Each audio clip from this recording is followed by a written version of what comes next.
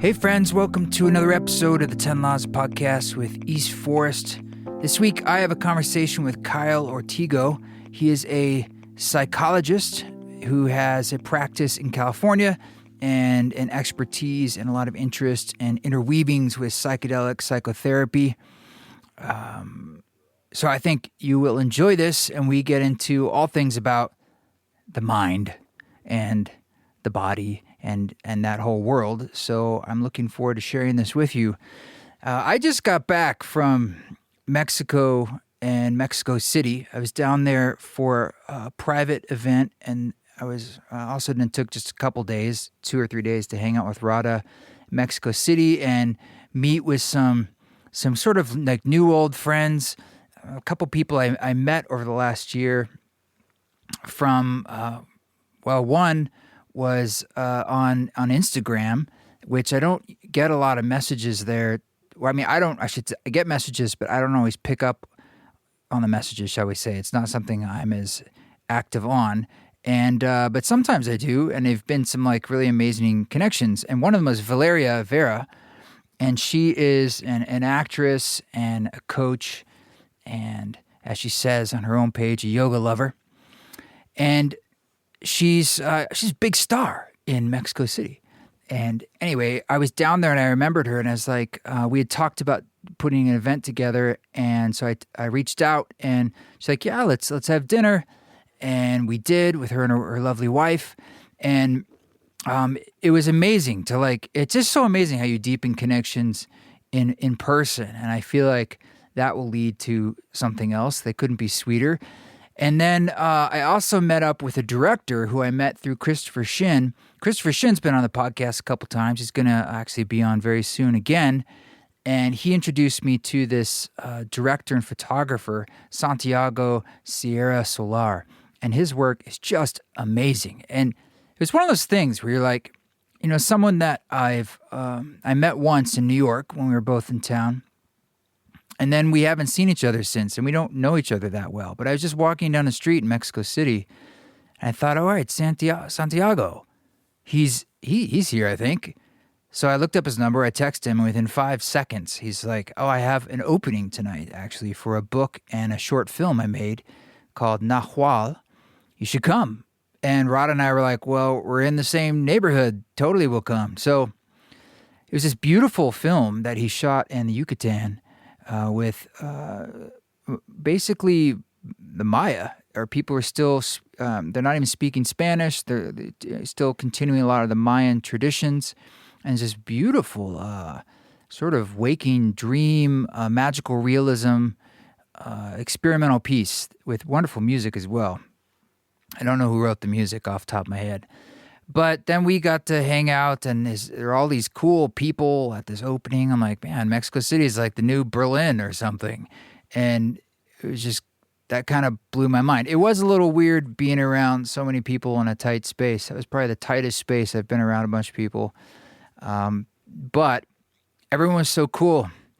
And yeah, that was wonderful. So that was nice. But then the morning I woke up to head home, I got sort of Montezuma's revenge, as they say. I felt sick. I felt very sick, and I had to get in a car to go almost an hour and a half to the airport, and then another 8 or 9 hours on planes, and then all the way back home. So that was, then you're just like in survival mode, and that is a really, really hard place to be, especially as a touring artist, because, those are the moments when you're just like, I'm in, I'm done. Like throwing the towel, I can't deal. Like you'll pay any money or whatever it takes to get out of those situations where you just feel sick. I felt like feverish, and I'd just taken the COVID test to get on the plane. It was negative, of course, but it's just when something's going through your body like that and you're stuck in a little tiny seat, it's just rough. It was rough. But I made it home, and that was 2 days ago, and I'm feeling a lot better now, a lot better, thank God. And so I think I'm still getting my sea legs. I'm a bit tender. And I'm gearing up because when this comes out on the 16th of February, or the 15th of February, the next day, February 16th, I'm flying to Las Vegas to perform at Area 15, It's going to be an amazing experience. My friend David Lobster is going to do the visuals because it's projection mapped on all sides in this large space. I believe it's right next door to Meow Wolf. Definitely check it out, or tell your friends if they are in the area, because this will be really beautiful. And then I also want to let you know we just announced and ticketed April 20th in Denver, which yes is 420, and London sold out. Thank you to all of our London friends who bought tickets. We are looking at adding a date in the fall, but there's still a few tickets left for Dublin, which I believe is on the 9th of April. More dates will be added, and I'm definitely in this mindset of trying to be conscious about just what it means to head out there. That felt like sort of the message, I guess, of this last trip, that it's a journey, right? It's a voyage. It's not just like you pop out and you pop back, especially when you're going to other countries, which but it's a reminder. And it makes me more conscious about like what that means continuing and moving forward. I also want to say thanks to everyone who showed up for the Journey Space journey we had a couple days ago. It was so beautiful. And the sharing circle, the integration circle on Sunday, I dropped into it, and holy cow, such vulnerability and just bravery from people, and a real experience of like being in a community together, even though it was virtual. We will be doing these monthly in the near future, at least. And for each month, believe it or not, I am creating new music. So new multi-hour, essentially music for mushrooms type albums. And you might ask, how is that even possible? And it's only possible because when I play essentially ceremonies that are live events, they're one-off events, and I'm in that ceremonial space. I'm improvising, calling through that energy, and I record it. And so for those ceremonies that are particularly unique and special or feel tapped in a flow, I can use them here in Journey Space. And so for this last one, 4 hours, it still takes, even though the music is essentially recorded, to pull that into your computer so you can edit it and master it and mix it, takes weeks. It takes a long time, but it's not like I have to sit down and start from scratch to write the music. The music was created in that live improvisational ceremonial space. So that's important to me, that it's imbued with the energy itself. It's not just a creation of my mind. It's a creation of that space, of the Journey Space. So the point is, if you want to tune into these, whether however you want to enter into that space, like however you define a journey, or if you just want to really engage with the music, it's a great way to engage in what is essentially a live listening premiere each time of a new work that will be played, at least for now, just that time. So yeah, there will be one in March. Let me check out the date. Yes, March 11th, it's looking like will be the date. But you go to journeyspace.com, you can check that out, and eastforest.org for the tickets to all those live events that we are mentioning. I also want to give a shout out to Lou D and James W, who both joined up recently on our Patreon, our council, which is on patreon.com/eastforest. The council is a way to support this podcast because it's not, I'm trying to keep it completely independent, and there absolutely are costs to keeping this thing running, but it's also a way to support the East Forest Project in general. And I share all sorts of demos there, and occasionally live streams, and we do a monthly Zoom council for the members that's a particular tier. So I don't know, see if it's up for you and see if it's a way that you would like to support at patreon.com/eastforest. I did share the Live in Brooklyn release that just came out early there, and I'm also sharing, I found this demo it was called the 12-12-12 portal. I mean, this is way back when I was in Portland, and a friend of mine, Jason O'Neill Butler, and we played a gig in this studio, and it was an early basically an early ceremony concert, but back at the time I was calling them forms of sound meditations. And we recorded this 30-minute live piece with myself and him on flute. And anyway, I have it. I shared it over there. So I released it to our council. So thanks to everyone who is a long time now, over a year, I think it's been, council member, and the new folks as well. Also, just lastly, I mean, I don't know if anyone saw this, but my Twitter was hacked for a few days while I was in Mexico. I didn't notice until Raghu calls me. He's like, your Twitter's been hacked. It's saying all sorts of horrible things, particularly about Ram Dass, of all people, and him. I mean, it was outrageous. And I have no idea how these sorts of things can happen.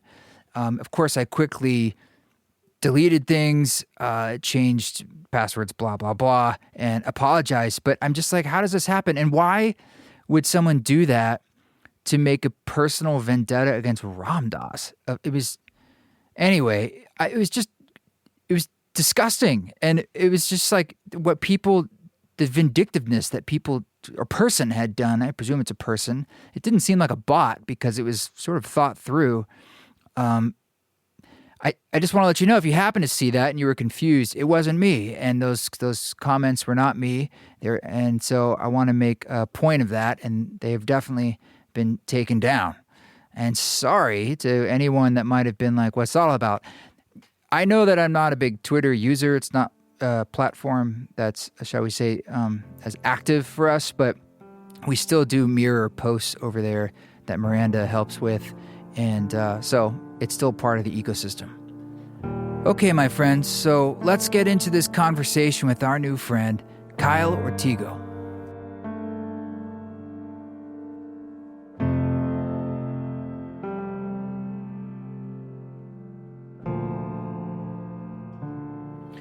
Well, hi, Kile.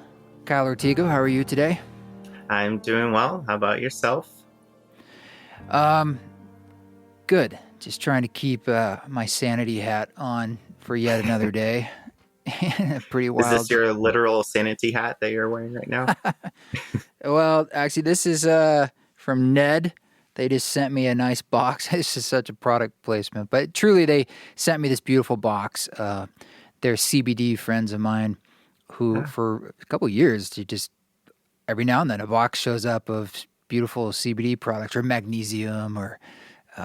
So it had a hat in there, and it's very cold out here in the northern parts of the United States. So, yeah, but I'm doing good, and it's good to finally connect with you. I know it's been a little bit of scheduling, but before we dive into our shared pockets of interest and so forth, maybe you could start by telling us a bit about yourself, your credentials, who you are, what you do, and then we'll take it from there. Sure. Yeah, I'm a clinical psychologist in the state of California, and been here 10 years in the San Francisco Bay Area. My practice is in Palo Alto, the Center for Existential Exploration, where I specialize in integrative psychotherapy with long-term, depth-oriented, Jungian-informed existential approaches, and also kind of the concrete stuff that we know really helps and works for short-term impact on people. So cognitive behavioral acceptance and commitment therapy. We can get into what those are if folks are interested. Yeah. But I moved here from Atlanta, Georgia, which feels like a second or third home. I went to Emory University and specialized in a lot of trauma, worked for the Grady Trauma Project, which is looking at the impact of trauma and PTSD, often undiagnosed, and the low socioeconomic status folks in Atlanta. And that's how I got into doing a lot of trauma-informed therapy and working at the Department of Veterans Affairs at the Atlanta VA. And I came down here to work at Palo Alto and San Francisco VAs doing trauma work and hospice and palliative care. So I've had a lot of different types of experiences, but I got into the psychedelic psychotherapy world because one of my friends, Chris Stoffer, is a psychiatrist who was researching oxytocin, MDMA, psilocybin, both in individual and group therapy. And so that's how I got into this world and did a certificate program with the California Institute for Integral Studies. And Bill Richards was my mentor. So I lucked out there. Okay. So how then, or what was your journey to sort of the psychedelic angle of things, or getting into? I mean, is that a large part of your practice, your personal life, or like what led you kind of in that direction? Well, professionally speaking, it was my friend I mentioned, Dr. Christopher, doing this research, and he and I had a lot of interest in attachment theory. That was my research, and my dissertation was attachment and personality. And attachment theory, for folks who don't know, is the idea of our relationships with our early caregivers and being impactful in terms of our views and understanding of ourselves as individuals, as well as ourselves in relationships, and how relationships go, what to expect from other people. And that, of course, probably to no surprise to anyone, is really impacted by trauma, but also other small ruptures that we have with our early caregivers.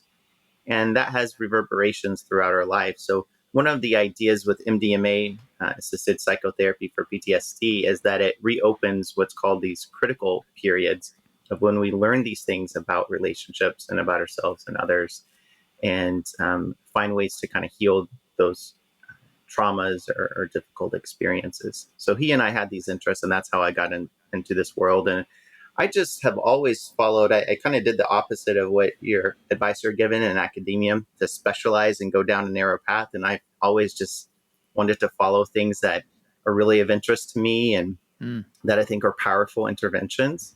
And that's how I got really interested in this, because psychedelics are certainly powerful. A lot can come up. And I think it has potential because we need some strong interventions, and we need options for people because there's lots of pain out there. And so that's how I got into Yeah. this world.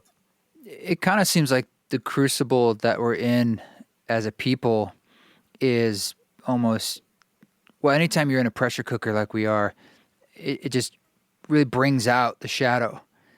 And and so people, a lot of us are facing, I guess, I would imagine there's myriad traumas that we carry in a sense, or have impacted our lives. And in some ways, when you're talking about early childhood and caregivers as being aspects of trauma, maybe some people wouldn't think of like some of those simple things causing trauma. Then, but if you go down that lane of thought, man, there must be a lot of trauma in there that could be affecting our behavior.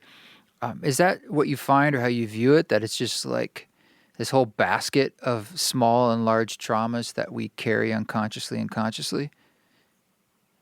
Yes and no. I think the problem with using the word trauma sometimes is that definition, even professionally speaking, the definition of what an official trauma is gotten bigger and bigger. This is called a criterion A creep. And criterion A is the requirement of a trauma to have post-traumatic stress as a diagnosis.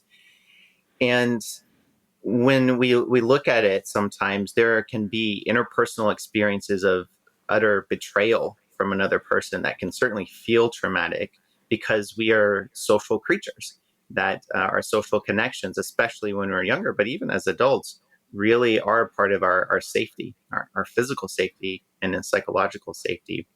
So according to one study, about 90% of Americans have had at least one criterion A trauma in their life. So that's a really high number. Hmm. But when we think about all the various very painful life experiences that people have and do have, I mean, that's really all of us to some extent.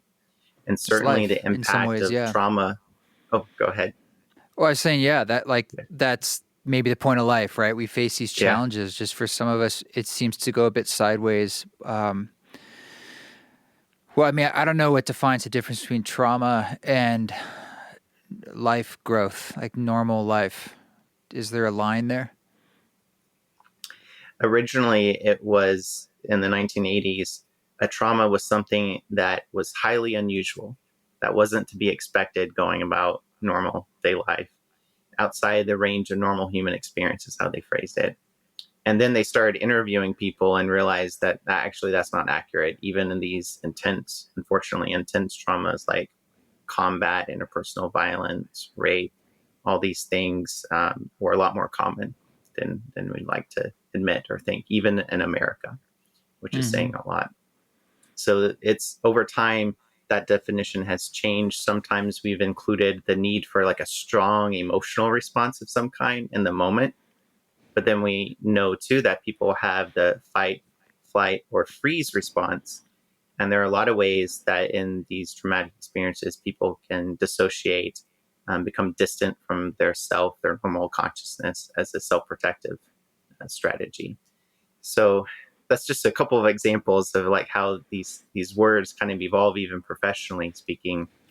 But certainly I say that too, not to diminish just like the everyday human experiences that are very troublesome and painful for folks. And I think this is a point of connection across what we tend to divide as, mentally healthy, quote unquote, normal people and people that, are having mental health issues. And I don't see that as a clear line at all. And I've always tried to think about kind of these healing principles that apply to all of us to some extent or another, that are helpful practices. So you were talking about MDMA therapy. Is that something that you have personal experience with?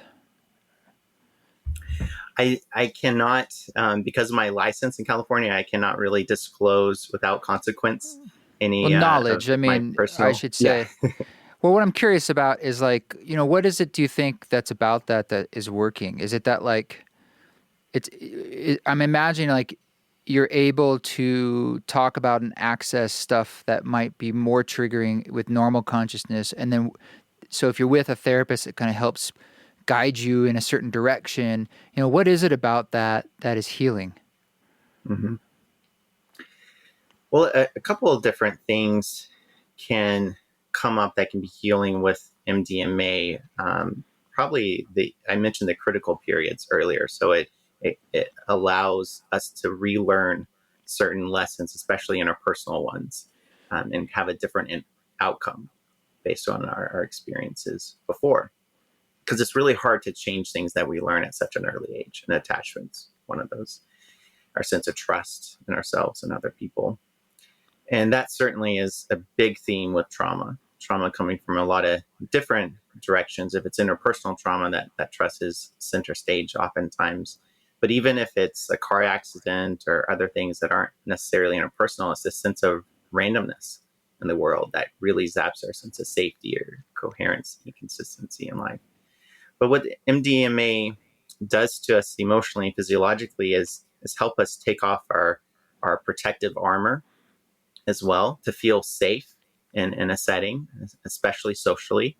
That tends to be effect, and the social relationship is certainly a part of the professional social relationship, part of the therapeutic process. So what that can help do is allow the person to go deeper and become more vulnerable when talking about, thinking about the traumatic experience, uh, figuring out one's sense of trust and level of intimacy with others, because it's a very intimate experience to be in Right. any sort of altered state with other people around.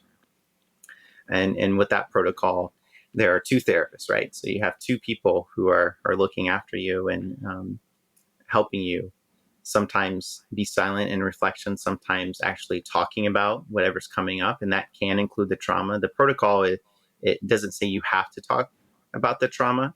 So you don't push as the therapist to go there, but oftentimes people do that spontaneously because they're feeling safe. And then that's the intention, right, of going through an intense protocol like that, is to heal the trauma and to have a way to talk about it.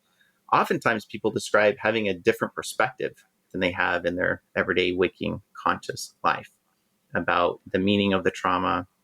A greater sense of self-compassion is often brought up in part of this.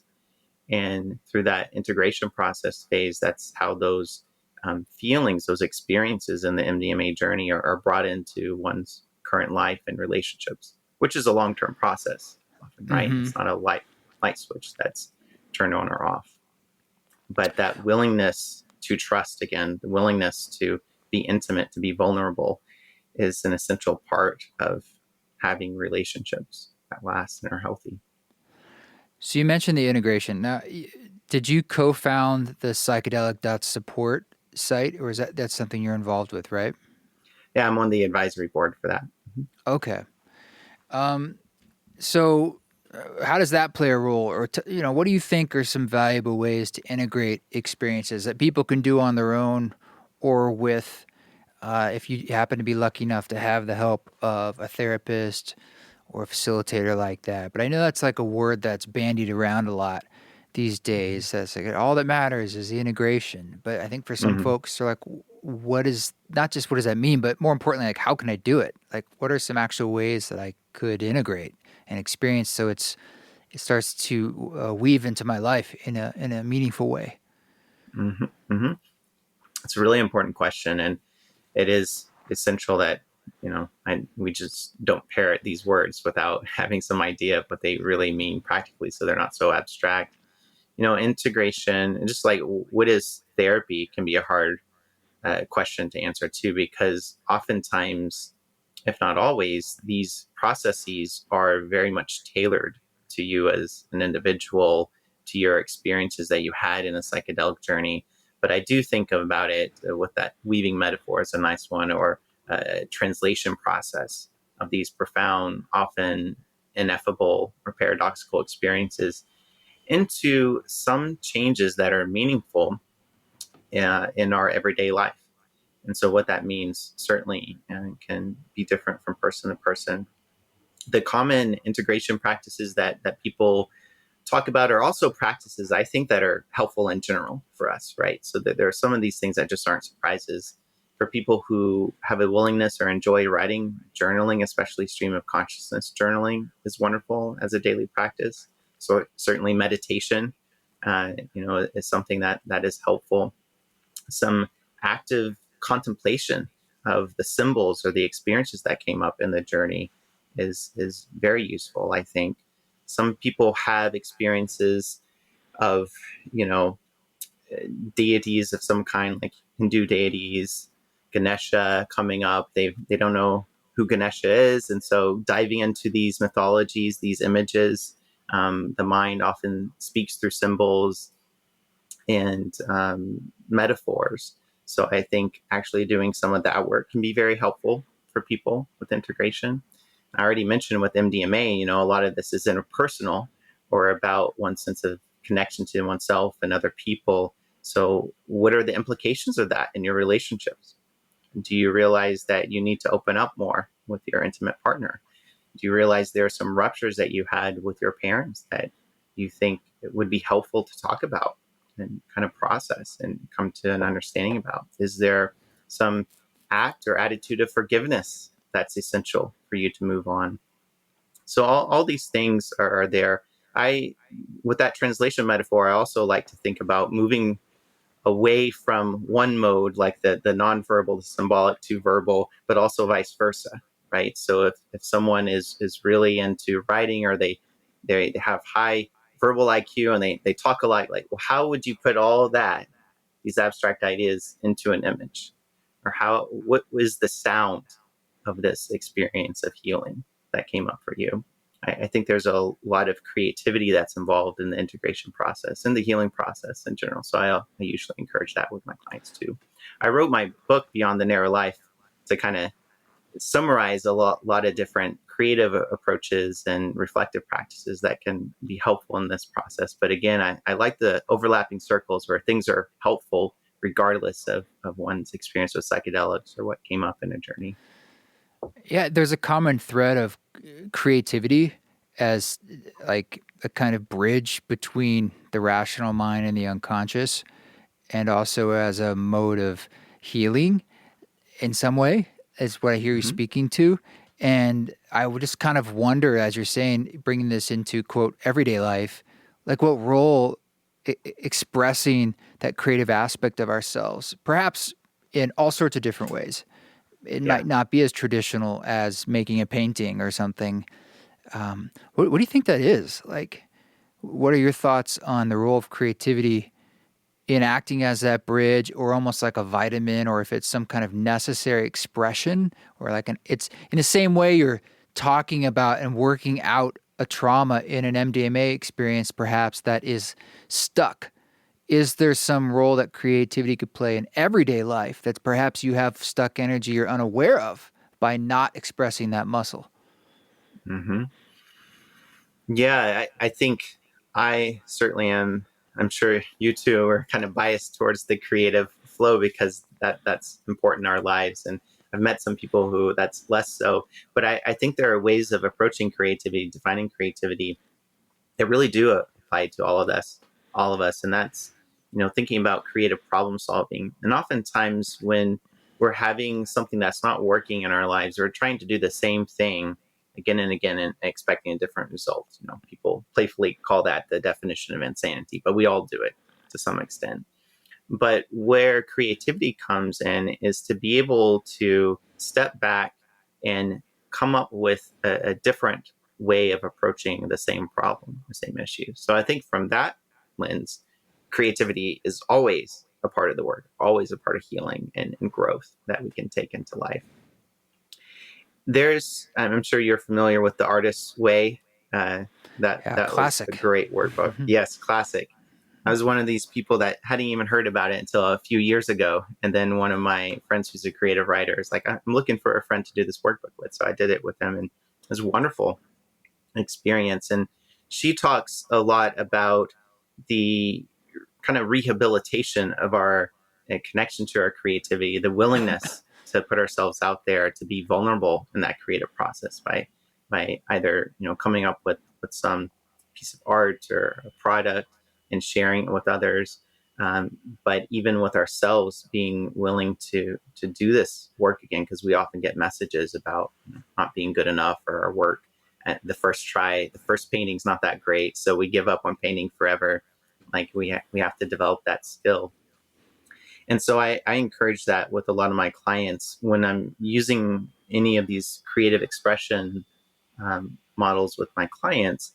I have to tell all of them at first, like, this is not about creating a product for other people. This is not about doing it right or having like a highly skilled, outcome. This is about expressing yourself and these ideas in a willingness to play, to be playful, and you have to be able to make mistakes to do that. Right? And I think that happening with yourself and alone, but also when you start to share things that you've created, things that you're thinking about creatively with another person, and they are giving you accepting responses. They're curious about that's healing too, as a part of this. Yeah, I wonder if it is, maybe that's something, if it matters, if it's witnessed in this like equation, or if it's more about the expression. Like free writing, for instance, seems to be like an outlet. It's like turning on a faucet to just make some room off the hard drive of your unconscious, perhaps. But no one reads that. You don't even read it typically. It's like you just get rid of it. And sometimes the ritual of burning it or something or throwing it away is also somehow effective. Like almost like there's a meaning in Yes. its destruction. Yes. But I mean, I guess this is probably a both and when I think about but if you make things and share it, and if there's that sort of reflective feedback, perhaps that is like even more amplified. But going back to the free writing aspect, you mentioned, I think it was cognitive behavioral therapy earlier, Mm-hmm. and a really powerful, well-researched modality of feeling better by creating new neural pathways for how you think and influencing your feelings. And I think it's often probably overlooked a lot these days, but that alchemy of putting pen to paper and how that muscular action and the thoughts and the writing and the intentionality of it actually changes brain patterns and then Mm-hmm. how you feel fairly consistently. Do you see this used much in psychedelic integration, or do you feel like it's just considered old school, or what are you seeing out there? It's a great question, and it's really interesting for me because I've lived in multiple worlds, and each of these theoretical orientations, and there are so many that people have, they really can be a reflection of our worldview and our understanding of ourselves and lives, so that it can feel like religious sects sometimes, like cognitive behavioral therapy and Jungian psychoanalytic approaches. Like is viewed as opposite. I think all of this, it is a both and. All of this is helpful for different reasons and different levels of analysis and healing. But there's something about CBT that I think making skills very concrete for people is helpful when we're dealing with things that are so abstract and can be very intellectualized or very much removed from our direct experience. So writing is one form of again translating our experience into words or what's going through our mind. But CBT is a big bucket for a lot of different specific practices and skills. But this idea of, what needs to be changed in the healing process, is it our thoughts? Is it but beneath our thoughts, our basic assumptions about life? Is there something directly about our behavior that we can change? We often can't change our emotions, our primary emotions that just get brought up, but we can help change our attitudes. And one of the tools that I bring into my book was one that I've actually been very skeptical for a long time about, and that's having some positive self statements that you practice. Some they don't have to be about yourself; they can be about the world, about your sense of meaning. And practicing these thoughts, like multiple times a day, writing it out. I like writing out versus speaking it aloud or hearing it more passively. They actually do change your attitudes if you commit to a practice like that. But that's true of many practices, right? It takes some commitment, some follow through. But our thoughts that come to our mind are usually practiced, they're learned.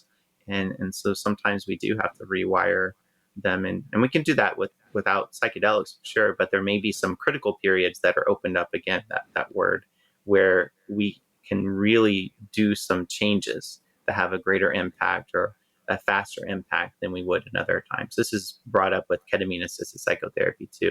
It raises or decreases our level of depression, but it only for a limited time. So that's like the time that you go in and you start doing things that are helpful from your personal experience or because of research or you want to try out.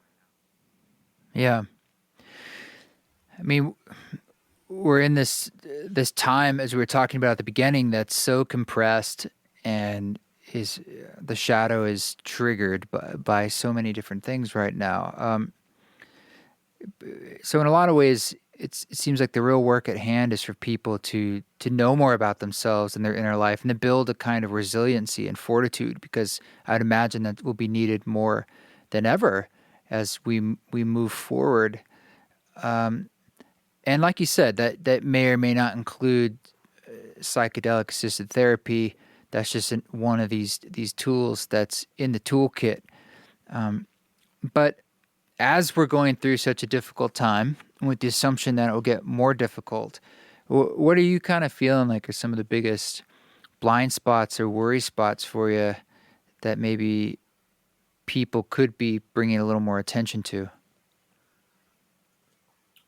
One of the biggest ones that comes to mind immediately is actually these societal and group processes of polarization and shadow projection.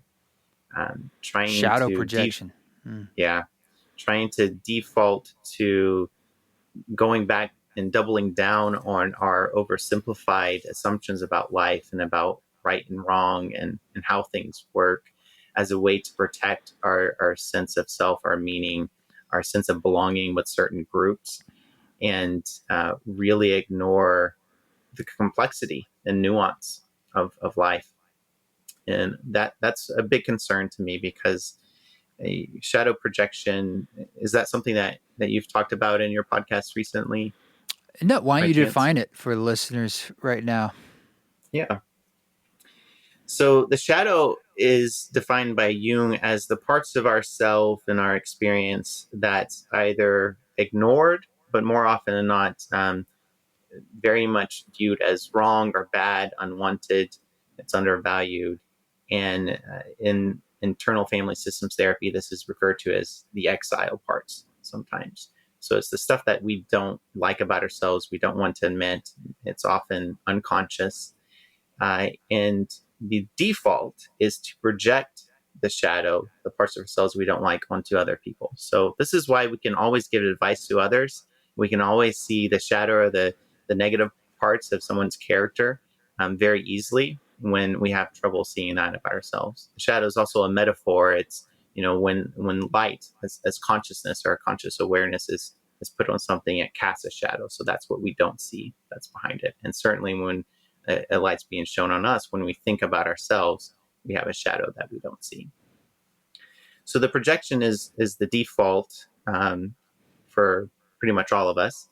And the first stage, and it's not really stage, but first real component of this lifelong growth process called individuation that Jung pointed out, is really confronting our shadows and trying to retract those projections onto other people. So if I see someone, example probably help, if I see someone who I think is really arrogant, right? Someone who's like really self assured, and they're out there, maybe kind of a narcissistic personality, and that's what triggers me the most emotionally, that I get most upset about, then that's an opportunity to kind of check, well, how can I feel that same level of arrogance sometimes? What are things that I feel maybe overconfident about? Like, these are difficult questions. When you're really doing shadow work, you're asking yourself things that will make you uncomfortable. That's how you know you're getting closer to that area. But that's an essential part of this growth process, and to start retracting these projections onto others, because that can be incredibly destructive in relationships, both our personal relationships and like communities interacting with other communities.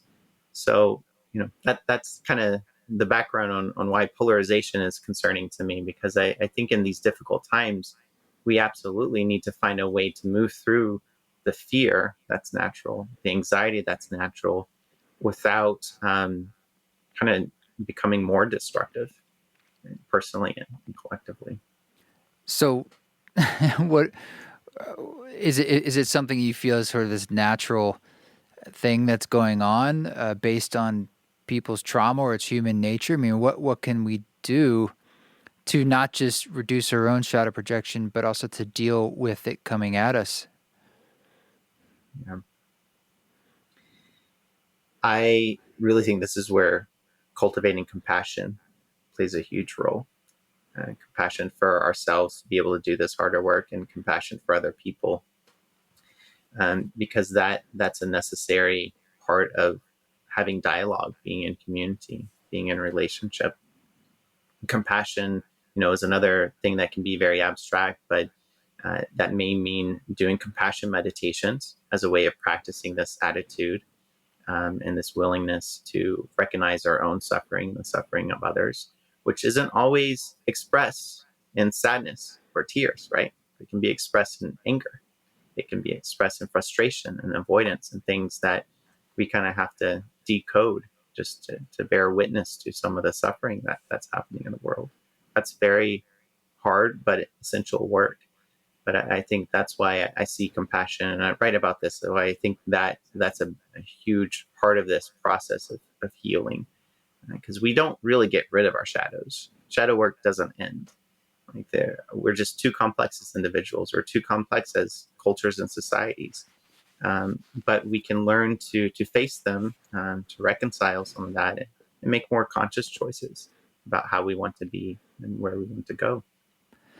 Well, if anything, it's probably useful to try to be able to spot it, in essence, because maybe you can take things a little less personally, or try to understand the motivations of different folks out there, because opinions are like, it's challenging because we live in a time when you're being forced to make some pretty clear-cut decisions, medically, or to do with the pandemic, or and in that way, it can kind of lean you into certain camps, or this tribalism can start to increase, and that polarization.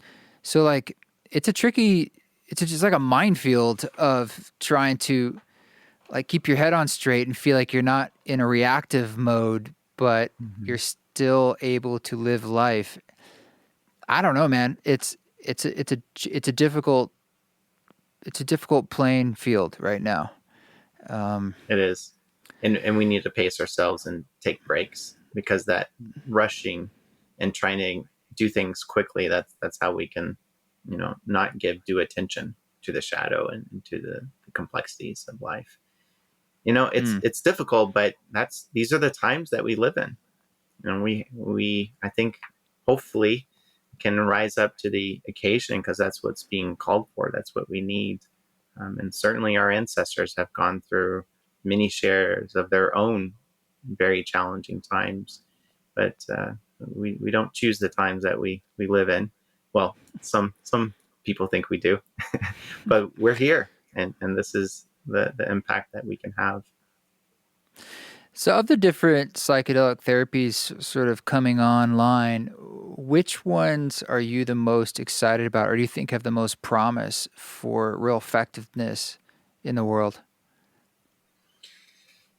I think MDMA is one that is going to probably have a fairly consistent impact on people, because the range of experiences, although they're very diverse still, uh, is narrow enough that it can have specific clinical indicators like trauma. So I think that has a lot of promise. The research has been showing that. So we still have to do this translation from our controlled research studies to the everyday world, which is always a difficult translation.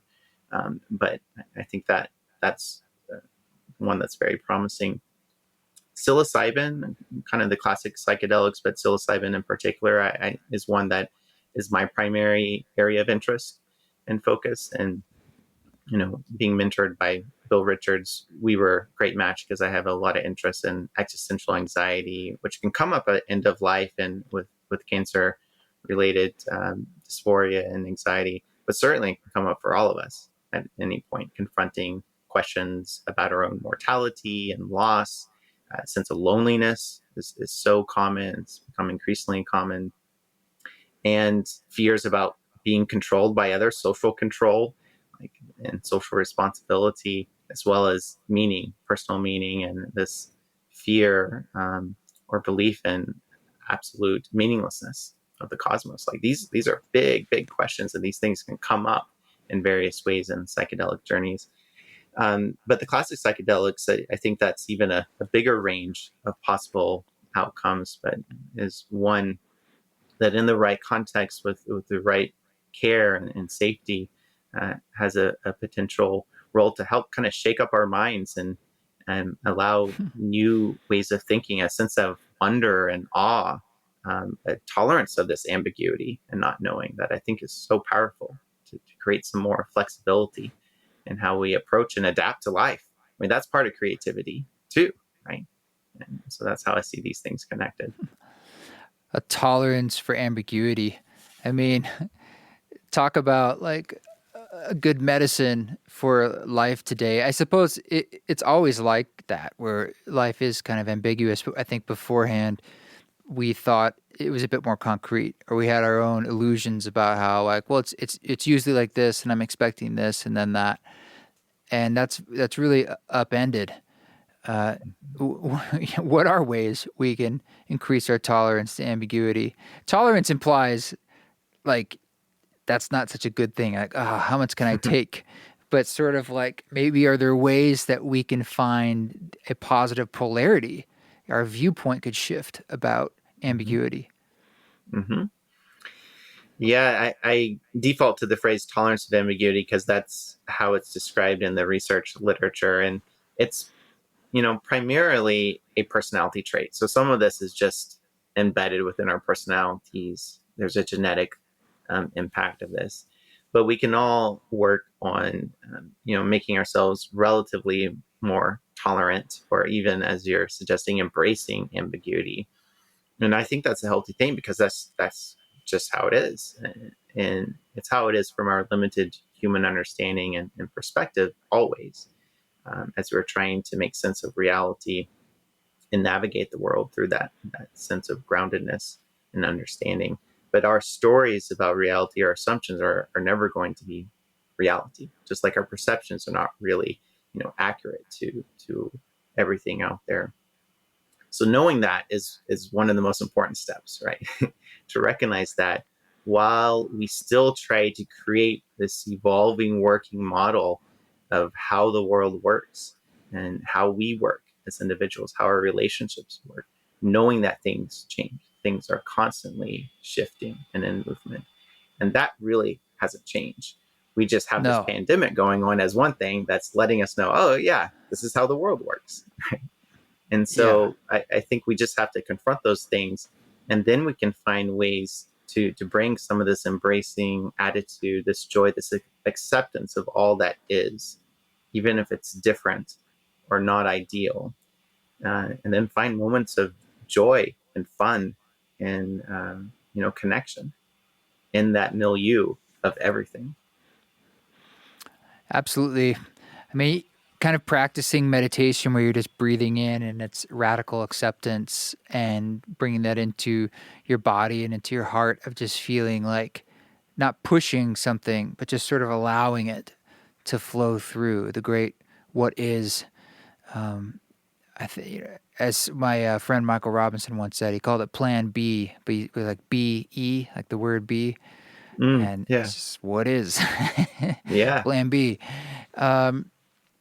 Yeah. So are you personally feeling hopeful? If you're in the trenches working with people and seeing what they're going through and the progress they're making or not making amidst like this renaissance, as it's called, in the psychedelic therapy. Yeah. What's your honest assessment of like, are we going to make it, Kyle? No, I mean, Yes, my honest assessment. Yeah, you know, there's. I'll say one thing. When I've written this book, I do like these talks and podcasts and stuff. I have that side, um, and that's very meaningful work for me. But what's the core of my meaning is really working one on one with people in a deep way, and as a therapist, and I just really love that, and that, and in my personal relationships with people, that's where I have hope.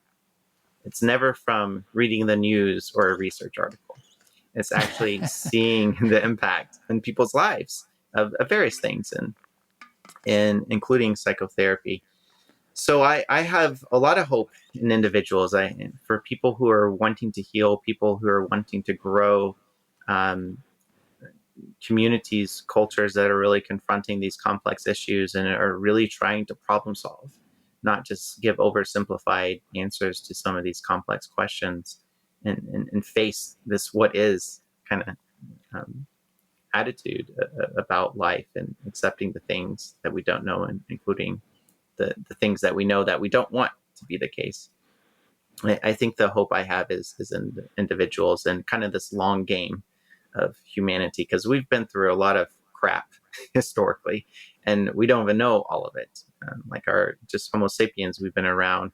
One of the estimates about 500,000 years, and our written records go back maybe 6,000 at most, and that's highly partial.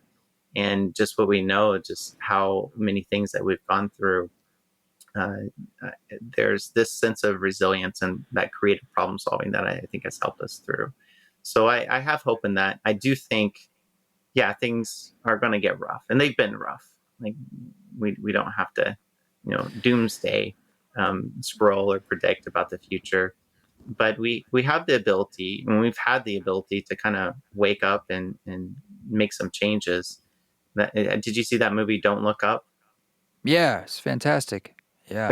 It really was, and very Yeah. sad, but I love bringing humor to it. I think that's part of resilience, and being able to recharge ourselves as we confront some of these issues. Well, I agree that we're resilient and humans are resilient, but I think my concern is like that we're just continuing this wheel of trauma or perhaps making it worse. I mean, I'm really interested in, can we harness the moment to grow? Is there a kind of leap that can be made to not repeat the same patterns? Because our history, while we've gone through some external circumstances or otherwise that have been rough, we've also done some really shitty things to each Yes. other that I think we'd hope that we can grow as a species and say, hey, we don't want to do that anymore. Or maybe the death penalty isn't like our thing, among others. So that's, to me, the real prize. Is like, I Hmm. do believe too, is like, well, I mean, we'll kind of do whatever we need to do to get through. Yeah, we are very adaptable. But can we somehow like find the silver lining there or thrive in such a way that we do better than we've done before. And not only that, like Yeah. and that's perhaps some of the promise of psychedelic therapy. Maybe that's why it's coming more to the fore now, is that it's giving us an opportunity to move faster and deeper in ways that we just didn't have before. Didn't have that language, I'm sure, in the Middle Ages, or more than likely. And I'm hoping that's a form of progress. I hope so too. And there are many ways that this won't go as well as we'd hope or we initially thought, right? The Well, you shadow mean side right now again. it's not going as well as we had hoped? This is exactly what I wanted. Yeah. Right, right. Yeah, I mean, there's this disillusionment that I think is part of the process of living, and the excitement about these innovative practices and tools, innovative for us in the West.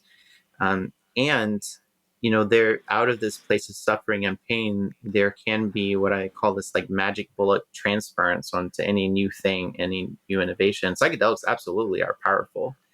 Um, and they're not always healing or transformative in the ways that we read about or hear about or learn from the research studies or from our friends. And even when they're powerful experiences, they're not always integrated in a way that actually impacts our lives, our relationships, our society. That there's hard work that's part of this. Nothing's automatic. And I think that's one of the things that I really like to bring forward. It's great when we have therapy. I love being able to do my long-term therapy depth work with people, but that's not accessible to most people, right? Yeah. So we need a variety of options and tools and ways to support people, right? And to make it accessible financially, but also across different kind of worldviews and cultural perspectives. And there's a lot of hard work ahead, and I think the sense of rushing, because we think this is going to help more people as quickly as possible, we can get into more trouble when we have that attitude, if we're not really paying attention and thinking through some of these ethical quandaries. Hard work takes time. Yes. Real results take some time. Indeed, it's kind of funny because things are moving so quickly, and so the destruction and the change itself moves fast. A part of us feels like, well, can't we speed up then the other polarity of it and the gains? Yeah. And you can, I think, make bigger leaps faster. But you're right, for it to sort of stick in your life, the only way to do that is really like tend that garden, and so those roots can really grow. And you can't speed up the growing of the roots, but you can pretty quickly like burn the fields or get some, Mm-hmm. till the soil and get it ready. So Mm-hmm.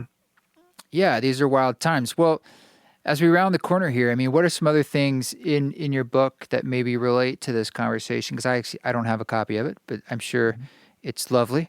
Because you talk about living, it was a narrow life, right? And Yeah, the title is Beyond the Narrow Life, a guide for psychedelic integration and existential exploration. right. So yeah, I think I wrote that because of this question of like, how do we give access for people for a lot cheaper cost, like a $20 book versus, you know, therapy, which is a lot more than that, to some of these things that I've learned in my personal and professional experiences and working with people that could also help guide people in a deeper process of self-reflection about their views of themselves and the world, relationships, their basic assumptions, where they find meaning, in confronting some of the fears. I think that we just inherit by being in the world as humans in this day and age. And that process, I think, is very helpful. And it is one that we can access if we're willing to put in that time and energy. And we can grow from that.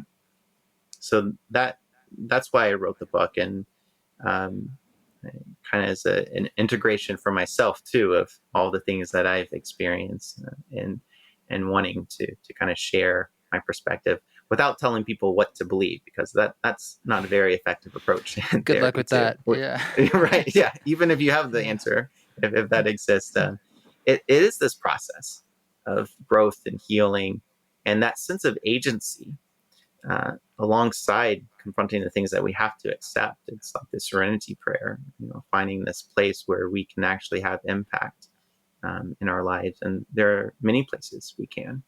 And we're part of a much bigger puzzle. And I do think we all have gifts and roles to play that are part of this healing.